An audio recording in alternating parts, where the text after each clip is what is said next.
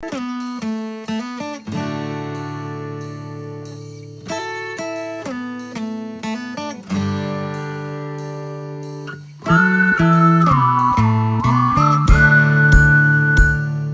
हिंद बच्चों, PRS the future academy के digital platform पे आप सभी बच्चों का हार्दिक स्वागत है। बच्चों, कल हम लोगों ने बीपीटी थ्योरम की प्रूविंग देखी थी। बीपीटी थ्योरम को हम क्या कहते हैं? आधारभूत समानुपातिक प्रमेय। आज की क्लास में हम लोग सबसे पहले क्या देखेंगे? जो बीपीटी थ्योरम थी, जो थेल्स प्रमेय थी, उसका विलोम हम देखेंगे कि बीपीटी थ्योरम का विलोम क्या होता है। उसके बाद हम एक्सरसाइज पे आते हैं। ओके, तो देखिए बीपीटी का विलोम क्या होगा? मतलब सीधे सीधे ये है कि बीपीटी में दो चीजें दिए रहते हैं, दिया है और प्रूव करना है। तो जैसे बीपीटी आपने प्रूव किया था तो वहां पर एक चीज दिया था और एक चीज क्या करना था? सिद्ध करना था हमको। ओके, यहां पर क्या हो जाएगा? बीपीटी के जो समानुपाती का विलोम है ये उल्टा हो जाएगा। मतलब जो सिद्ध, उसमें आप बीपीटी में जो सिद्ध किए हैं इसमें दिया रहेगा और बीपीटी में जो दिया था उसको हमको सिद्ध करना है। समझ में आ गया ना? चलिए अब इसको हम पढ़ते हैं, तब आपको अच्छे समझाते हैं। देखिए क्या दिया है, लैंग्वेज पढ़िए। यदि एक रेखा किसी त्रिभुज की दो भुजाओं को एक ही अनुपात में विभाजित करे तो वह तीसरी भुजा के समांतर होती है। मतलब यदि एक रेखा किसी त्रिभुज की, तो त्रिभुज की बात किया है तो सबसे पहले हम क्या करेंगे? एक त्रिभुज बना लेंगे। तो सबसे पहले हम करेंगे एक त्रिभुज बना लेंगे। तो चलिए हमने ये एक त्रिभुज बना लिया। इसकी नेमिंग कर देते हैं, इसको ए नाम दे देते हैं, इसको बी दे देते हैं, इसको सी दे देते हैं। अब पढ़िए, यदि एक रेखा किसी त्रिभुज की दो भुजाओं को एक ही अनुपात में विभाजित करे। क्या बोला है? एक ही अनुपात में। मतलब ये बोला है कि इस त्रिभुज की किसी दो भुजाओं को, किसी भी दो भुजाओं को, चाहे ये दो भुजा हो सकती है, चाहे ये दो भुजा हो सकती है, चाहे ये दो भुजा हो सकती है, कोई तीसरी रेखा क्या कर रही है? इसको एक ही अनुपात में विभाजित कर रही है। तो हम मान लेते हैं कि AB और AC को एक भुजा जिसका नाम है DE समान अनुपात में क्या कर रही है? विभाजित कर रही है। एक ही अनुपात में विभाजित करने का मतलब है कि समान अनुपात में विभाजित कर रही है। मतलब जो इसका अनुपात है वही इसका अनुपात है। ओके, विभाजित करें तो वह तीसरी भुजा के समांतर होगी। अगर ये लाइन इनको समान अनुपात में विभाजित करती है, तब ये कह रहा है कि सिद्ध करना है कि जो DE है ये समांतर होगी किसके? BC के। समझ में आया ना? और बीपीटी थ्योरम क्या थी? बीपीटी थ्योरम में यह था हमको कि एक त्रिभुज दिया था। क्या दिया था? एक त्रिभुज दिया था और ये समांतर रेखा दिया गया था। ये बता दिया था कि ये समांतर है, मतलब ये समांतर है दोनों। तो हमको क्या करना था? इनके अनुपात बराबर होते हैं ये सिद्ध करना था। और इसमें क्या बोल दिया है? अनुपात दे दिया है, बोल दिया है ना कि समान अनुपात में, एक ही अनुपात में विभाजित करती है। तो इसके अनुपात दे दिए हैं और हमको ये सिद्ध करना है कि ये जो रेखा है, इस रेखा के क्या है? समांतर है। यही सिद्ध करना है। तो चलिए बच्चों, पहले जो दिया है हम उसको करते हैं, क्योंकि जो थ्योरम होती है उसको प्रूव करने का यही स्टेप होता है कि पहले जो दिया है उसकी बात करते हैं। तो इसमें दिया क्या है? सबसे पहले इसमें त्रिभुज ABC दिया है। ये तो है, त्रिभुज ABC दिया है। त्रिभुज ABC में, त्रिभुज ABC में दिया क्या है कि जो इनका अनुपात है वो बराबर है। अनुपात बराबर है तो अनुपात क्या है? AD/DB। तो इनका जो अनुपात है कि AD/DB बराबर है किसके? AE/EC के। AE/EC के ये हमको दिया गया है। कैसे हमको पता चला कि AD/DA बराबर AE/EC है? बराबर क्यों है? क्योंकि हमें बोल दिया है कि दो भुजाओं को एक ही अनुपात में विभाजित करती है। दो भुजाओं को एक ही अनुपात का मतलब होता है बराबर बराबर अनुपात में विभाजित करती है। तो चलिए ये दिया है। चलिए अब हमको देखिए ये हो गया। अब दूसरा स्टेप क्या होता है? दूसरा होता है सिद्ध करना है। सिद्ध करना है। तो अब हमको सिद्ध क्या करना है? सिद्ध ये करना है कि जो वह तीसरी भुजा के समांतर होगी। वह तीसरी भुजा के समांतर का मतलब कि ये जो लाइन है ये क्या है, इस तीसरी भुजा के समांतर है। ये लाइन इन दोनों को तो समान अनुपात में विभाजित कर दे रही है, लेकिन यही लाइन तीसरी तो ये बच रही है ना, इसके साथ इसका कोई रिलेशन नहीं है। इसके साथ रिलेशन ये है कि DE समांतर है किसके, BC के। तो इसका मतलब जो हमको सिद्ध करना है कि DE समांतर है किसके, BC के। ये समांतर का क्या है, साइन होता है। जैसे प्लस का साइन ये होता है, माइनस का साइन ये होता है, वैसे समांतर का साइन ये दो लाइनें होती है। ओके, चलिए सिद्ध करना है। तीसरा स्टेप जो हमारा होता है वो होती है रचना। इसमें थोड़ा सा रचना भी करना है। चलिए रचना करते हैं। रचना, अब इसमें रचना क्या करेंगे, रचना हम ये करेंगे, हमको ये तो प्रूव करना है कि ये प्रूव करना है, हमको ये नहीं पता है कि ये पैरेलल है, हमको प्रूव करना है। लेकिन हम रचना क्या करते हैं, हम रचना ये करते हैं कि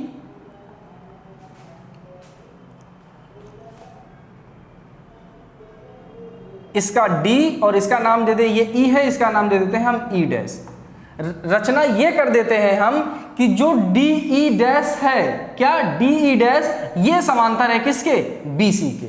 हम ये मान लेते हैं, रचना करते हैं, अपने से रचना कर देते हैं कि जो DE डैश है वो समांतर है किसके, BC के। तो इसको लिखेंगे कि रचना में DE समांतर है किसके, BC के। ये कहां से आया है, ये रचना से आया है कि DE समांतर है किसके, BC के। चलिए इतने स्टेप हमारे हो गए। अब हम क्या करते हैं, सिद्ध करते हैं। तो चलिए सिद्ध करने की जो स्टेप है उसको स्टार्ट करते हैं। अब देखिए सिद्ध कहां से कैसे स्टार्टिंग करें, क्या हमारे पास हिंट्स है, उसी हिंट्स को लेते हैं। हमारे पास एक हिंट्स आ गया है कि DE डैश समांतर है BC के, और आप BPT थ्योरम यहां यूज करेंगे, क्योंकि BPT थ्योरम यही कहती है, यहां पर देखिए BPT थ्योरम ये कहती है, ये अगर एक त्रिभुज है, इसका नाम दे दे A, इसका नाम दे दे B, इसका नाम दे दे C। BPT थ्योरम ये कहती है कि कोई रेखा अगर किसी त्रिभुज के किसी भी एक भुजा के समांतर है, कोई भी रेखा किसी भी त्रिभुज की एक भुजा के समांतर है, तो वो शेष दोनों भुजाओं को समान अनुपात में विभाजित करती है। ये BPT का स्टेटमेंट है, हमने कल ही बताया है। तो जो ठीक है, अब देखते हैं इसमें। देखिए ये क्या है, आपसे एक वो है कि अगर आप BPT थ्योरम पढ़े नहीं है तो पहले BPT थ्योरम पढ़ लीजिएगा, तब इसको देखिएगा तो ज्यादा अच्छे से आप क्लियर रहेगा।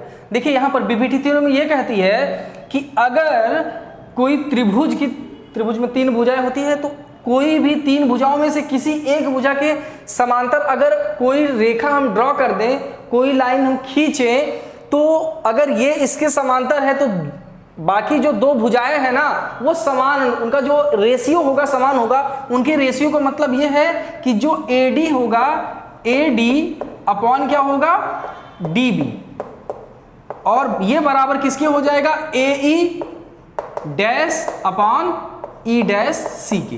ये BPT थ्योरम कहती है कि अगर ये दोनों समांतर हैं तो जो इनका अनुपात है भुजाओं का वो आपस में बराबर होगा। तो सेम यही थ्योरम हम यहां पे लगाएंगे। तो यहां पे लिखेंगे BPT प्रमेय से या थेल्स प्रमेय से या आधारभूत समानुपातिक प्रमेय से, आप कुछ भी लिख सकते हैं, BPT प्रमेय से।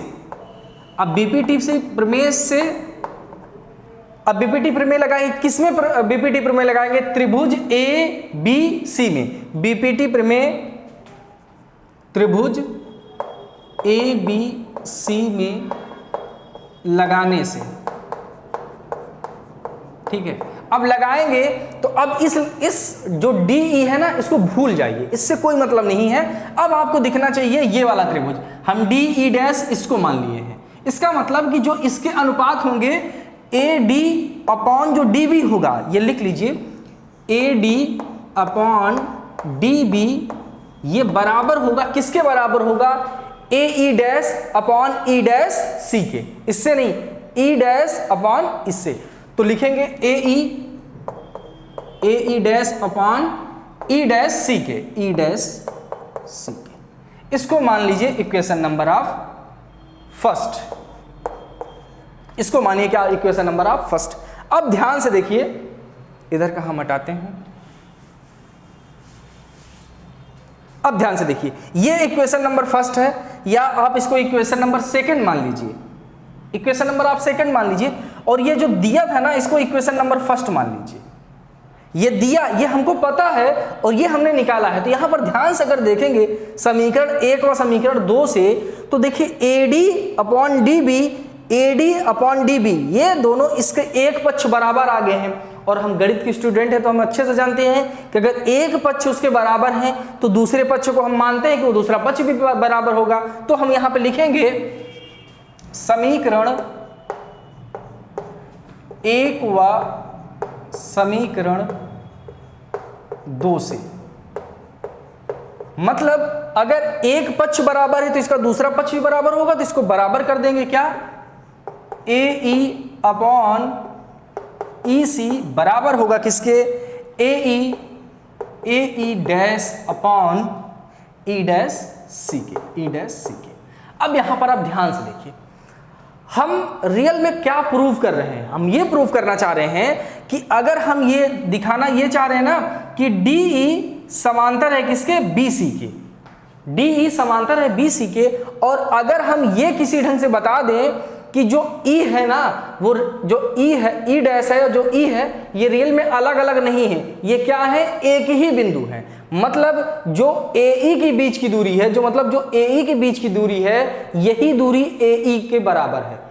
AE डैश की जो दूरी है, मतलब हम ये अगर प्रूव कर देते हैं कि जो AE डैश की दूरी है ये बराबर है किसके, AE के बराबर है, AE के बराबर है। इसका मतलब जो E वाला पॉइंट है, ये पॉइंट अलग ना होकर के एक ही बिंदु पर स्थित है, जिसको हम बोलते हैं संपाती, कि एक लाइन के ऊपर ही दूसरी लाइन है। मतलब ये जो बिंदु है, ये और ये बिंदु अलग अलग ना होकर एक ही जगह है, मतलब संपाती है। अगर हम ये प्रूव कर दें तो हमारा पूरी कहानी क्लियर हो जाएगी। इसका मतलब जब जैसे ही हम इसको प्रूव करेंगे, हम यहाँ पे लिखे हैं रचना से कि DE समांतर है BC के, तो भैया जब E डैश E हो जाएगा, जब E डैश E हो जाएगा तो हम ये कह सकते हैं ना कि DE समांतर हो जाएगा BC के।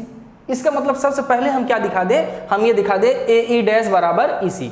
तो इसके लिए हम क्या करेंगे, दोनों पक्ष में एक जोड़ दीजिए। इसको बराबर दिखा दिया, यहां तक किया, उसके बाद ये स्टेप में आया। इसके बाद थोड़ा सा यहां से आपको स्टेप थोड़ा सा याद रखना है। याद क्या रखना है ना कि देखिए, इन दोनों को अगर हमको बराबर दिखाना है, इनको अगर बराबर दिखाना है तो इनको आपस में कट करना पड़ेगा। तो देखिए कैसे करते हैं, इसके लिए हम दोनों पक्षों में एक जोड़ देंगे। आप जानते हैं कि अगर दोनों पक्षों में कुछ जोड़ दिया जाए, कुछ घटा दिया जाए, तो इक्वेशन में कोई भी फर्क नहीं पड़ता है। तो यही करेंगे, इसको मानेंगे इक्वेशन नंबर 3 और यहां पे लिखेंगे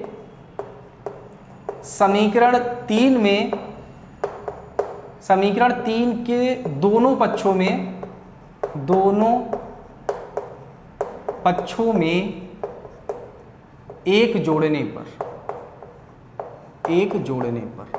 तो जोड़ दीजिए। तो यह आएगा AE अपॉन EC प्लस 1 बराबर AE dash upon E dash C plus 1 के।